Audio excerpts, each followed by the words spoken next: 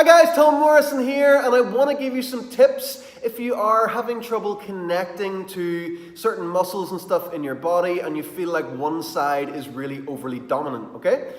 What you want to be thinking about in your warm-ups is dealing with that in a way that is going to make your session better, and then as well in the cool down, do the same thing again. So one of the most common things, and this one is one that happens to me as well, if you know me, you know I have a back injury and I have an impinged nerve. So I feel it a lot harder to engage with my left glute than my right one, so my right one will generally want to take over a lot more. So, very common thing, it can happen up at the neck as well, or if there's impinged nerves, basically anywhere in your body. It will hinder how the muscle will feel, how it will work, and also how it will grow in some cases as well. So it's very important that you stay on top of things like this to avoid getting injured again, or like getting your first injury or anything like that.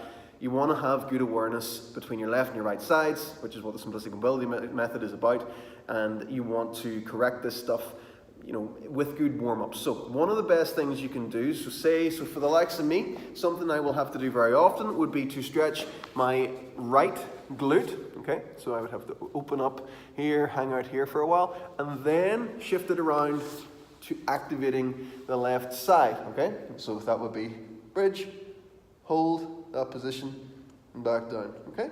So I'm working this one, and I'm trying to relax the other one off, okay?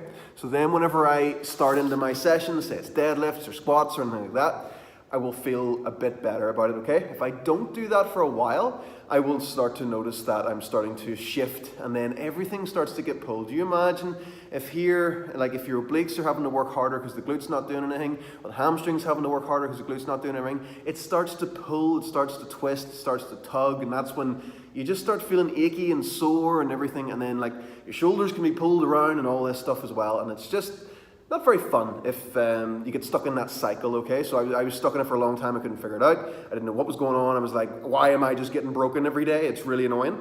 That's basically what was happening to me, and it's something that happens to a lot of other people as well, and that's kind of why I do what I do. So try that out. If you're very body aware and you're sort of noticing this, then this is something that you can implement into your warm-ups and your cool-downs to try and stay on top of it, okay? So you may never be able to rectify it.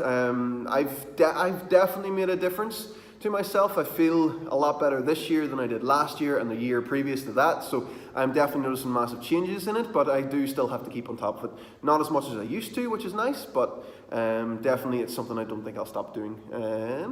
Yeah, any questions, guys? If you notice anything about like this about yourself, leave a comment. It's always good. Any questions you guys leave and stuff like that there, you'll sometimes be like helping somebody else that hasn't even realized, if you know what I mean. So always throw comments and questions down. I'm very glad to read them and comment, and I will always get back to you.